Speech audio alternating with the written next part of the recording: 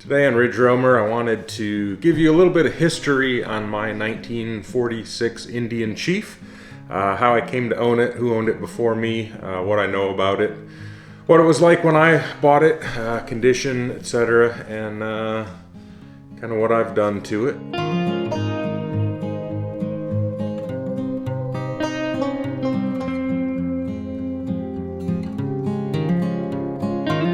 So I bought my 1946 Indian Chief in April of 2013. I had been looking for essentially a basket case. I was looking for a parts bike that I could spend 10 years tracking down additional parts, put something together. I didn't think there was any way I could afford an actual riding 46 Chief or that era, kind of old Indian. And through a series of fortunate contacts, I got in touch with a lady down in Florida who put me, kind of gave me some additional information on an old lady that she knew that had an old Indian that she needed to sell. So I live in East Tennessee. Now this was down in Tampa, Florida. So it was a little bit of a stretch for me because basically I loaded up my truck, got a giant wad of cash, and drove to the Tampa area with no idea what I was going to encounter. Never seen any pictures, never seen any video, never met the lady. It was sort of a blind faith trip, and it was a bit of a stretch for me. I had to borrow some money. Couldn't afford it at the time. Figured I would never be able to afford it, but I figured this was something that I would overextend myself for. So I went down, met with a lady by the name of June Ferris. Sat in her living room. She was in her early 80s at the time, and she told me a bit about its history. I got to check the bike out in person first, of course, to make sure it was something I was interested in. But then she wanted to sit and talk, so we sat down and talked for quite a while. Basically, I interviewed for the motorcycle. She told me that the motorcycle belonged before to her son Richard Ferris, who some of you may know, and went by the name Hippy Rick. And Rick had owned this 46 Chief for over 30 years.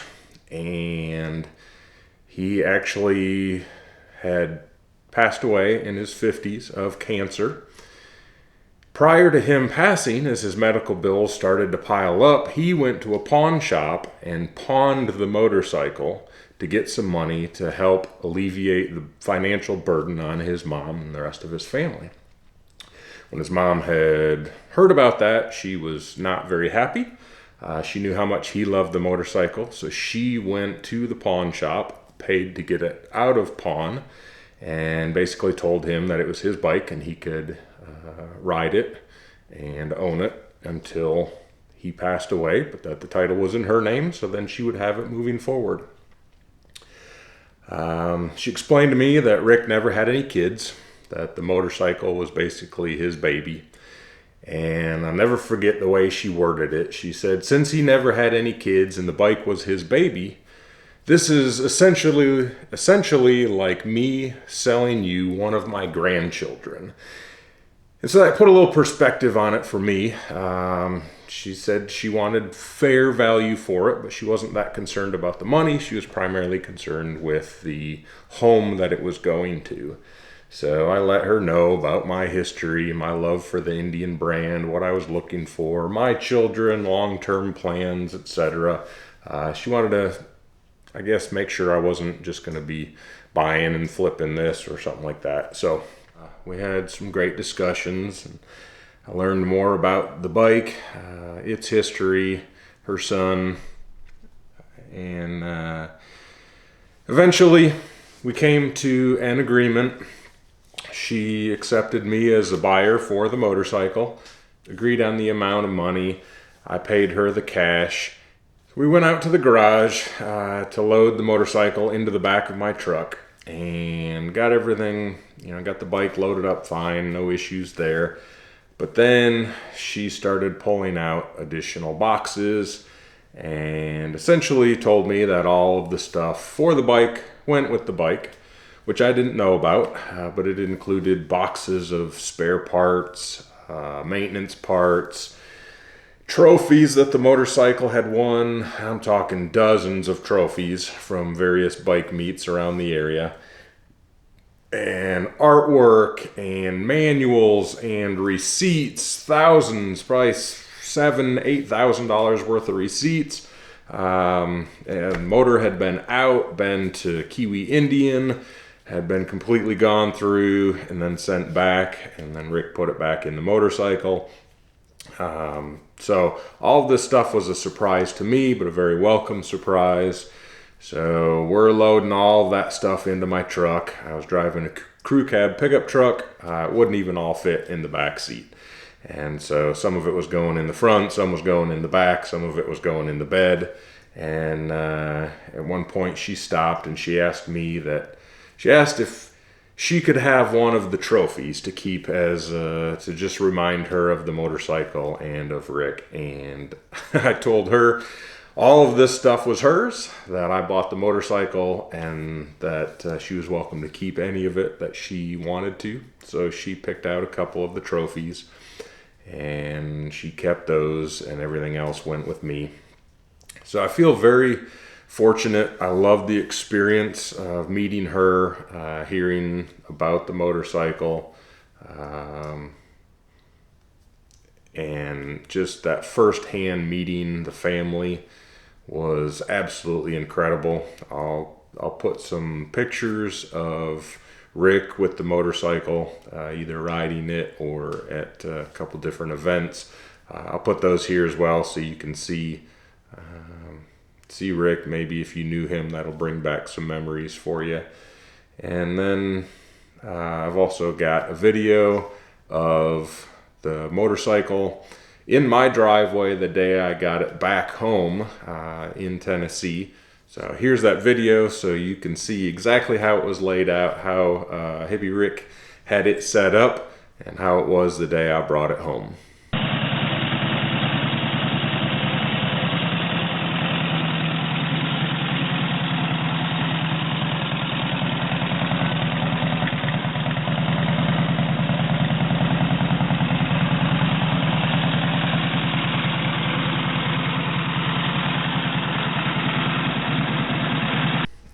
It was definitely a unique experience, set the tone of ownership for me, and I can honestly say I never planned to sell the motorcycle. It's something that's going to be in my will to my children. My goal is to ride the motorcycle in 2046 when it's 100 years old, at which time I'll be 70 years old. And if I can accomplish that, ride it at 70 years old while the motorcycle hits 100, I'll have considered it a success and pass it on to my son. May require tracking down a sidecar to make that happen, but we'll see. Hopefully not. And so that's a little bit of history of the purchase of the motorcycle itself. As far as, like I said, Hippy Rick owned it for 35 years, somewhere in there. Apparently prior to that, it was owned by a police officer in the area. Don't have any history on his name, or if it was actually at a police department, or if it was his personal bike.